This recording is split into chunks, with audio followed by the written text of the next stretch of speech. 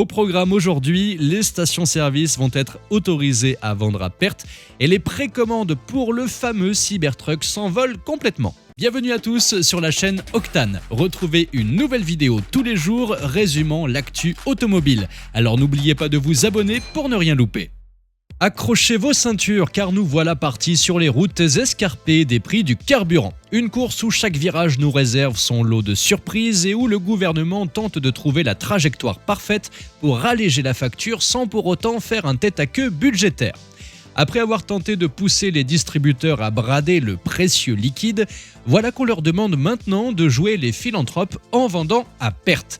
C'est un peu comme demander à un concessionnaire de vendre des voitures avec des sièges en plumes d'autruche tout en perdant de l'argent à chaque transaction.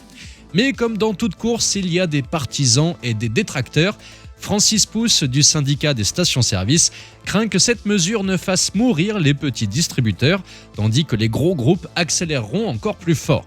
Malheureusement, ne rêvons pas trop vite de baisse de prix à la pompe. Les experts nous prédisent des prix qui vont encore monter au vu de la demande mondiale de pétrole qui ne fait qu'augmenter.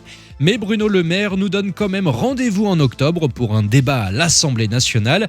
Et si tout se passe comme prévu, les prix commenceront à s'assagir à partir de décembre pour une autorisation de vente à perte qui durera 6 mois. Évidemment, vous l'aurez compris, l'État ne compte pas baisser ses taxes, mais plutôt mettre un pistolet sur la tempe des distributeurs. Une solution tout à fait logique, évidemment. Parlons maintenant du Cybertruck. Dès qu'il a pointé le bout de son nez, ça a été un déluge d'émotions. Soit on l'adule, soit on le déteste, mais impossible de rester impassible. Vous vous souvenez de cette présentation 2019 ? C'était comme un numéro de cirque avec la fameuse démonstration de la vitre soi-disant incassable, qui s'est avérée aussi solide qu'un biscuit trempé dans du thé. Pourtant, cette petite mésaventure n'a fait que braquer tous les projecteurs sur ce bolide aussi déroutant qu'un éléphant en tutu. Elon Musk nous a sorti le grand jeu en annonçant que Tesla avait empoché plus de 250 000 réservations pour le Cybertruck dans la semaine qui a suivi sa grande présentation. On pourrait croire que l'engouement retomberait comme un soufflet une fois la folie des premiers jours passés, mais pas pour le Cybertruck. En 2021, le compteur des réservations affichait déjà plus d'1 million d'unités. Et puis parlons de cette stratégie de génie. Ne demandez qu'un tout petit dépôt de 100 $ pour réserver son Cybertruck. C'est comme si on vous offrait une place VIP pour un concert légendaire avec la possibilité de se désister sans frais, car le remboursement est possible.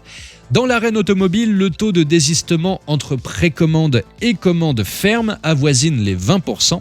Mais même avec ça, le Cybertruck s'impose comme le roi des pick-up avec des chiffres de réservation qui donnent le tournis, car aujourd'hui, on parle de 2 millions de précommandes pour une bête dont on n'a pas encore vu la couleur du prix ni des configurations. C'est peut-être ça la magie de Tesla. Et vous, que pensez-vous du Cybertruck ? Et pensez-vous que cette décision du gouvernement de mettre un fusil sur la tempe des distributeurs soit la solution idéale ? Dites-moi tout ça dans les commentaires. Merci à tous d'avoir suivi cette nouvelle vidéo.